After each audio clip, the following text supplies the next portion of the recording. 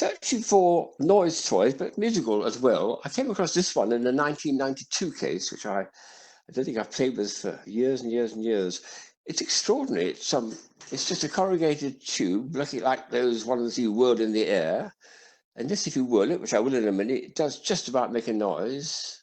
But the idea is not to whirl it. The idea is to blow through it as if it's a whistle. It came from a company in Germany. Ooh, at least, yes, about nearly 30 years ago, 1992, and almost 30 years ago. And it's called a Schlager. So if I whirl it, it will just about whistle, but only just. If I could get faster, I get the next third up, but I can't do that. But no, you're supposed to blow through this, not whirl it. So at either end, that's quite sweet. It's a little sort of face with a top hat, it looks like, on the top of it. Anyway, if I blow gently, I can hear that. A bit harder, and I get the next note up. Next one up. Harder still.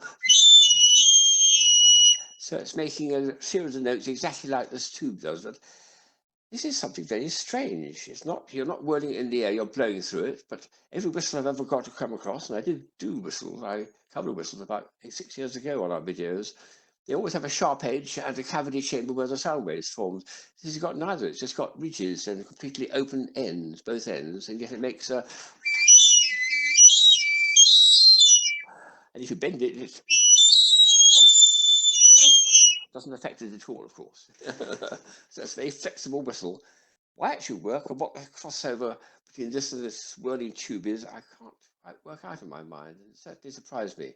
Any ideas? So that's one.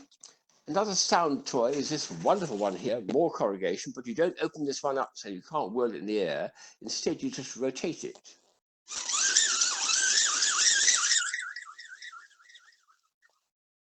And yes, there's a fairly heavy ball roughly there where there's a sort of grey area. And I have never opened it up to find out whether it's a steel ball or a ceramic ball or just a marble. I don't know what it is, but the noise is.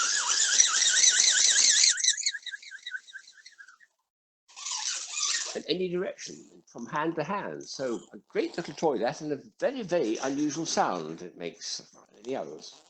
The third item is not musical, it's just the fact that I got it yesterday. It's a very, very recent, well, it's my most recent toy. And a friend of mine sent it to me, said he found it at the British Toy Fair, made by a company called Time for Machines, who are based in the Ukraine. Stuff is made in Poland, but also in China. And this one they put in was this one here. It's very odd. It's got some little, not like ball bearings, but little cylindrical ball bearings, but magnets as well. And you rotate it, the outer surface rotates. But they're magnetic, so you can join them together. And you can just about, well, you can twirl this in the air like this, put up my finger, make an action like this. This is a finger fiddle, basically, I think, a finger fiddle like that. If I do that with a gentle movement like that, it might just about work. What you're supposed to do with it, which I hadn't yet mastered, but he said this is what they're showing at the fair, is do that arrangement. And now what you're supposed to do is, if you can, make this perform a figure of 8, which means it's going to go down there, up there, round there, down there. I can't do that. It's got to cross over to that one. It's got to go round there. It's got to cross over to that one. It's got to go round there, all at speed with very subtle movement of the hand and wrist. I have to email the company in Ukraine and see, how do I do it? Can you send me instructions or pictures or something? It looks like an interesting finger fiddle. Completely new idea. And have you ever seen it before yourself? I can't say that I have. Ooh, it's dropping all over the place now. But it's something that's worth looking out for, especially if I can master it.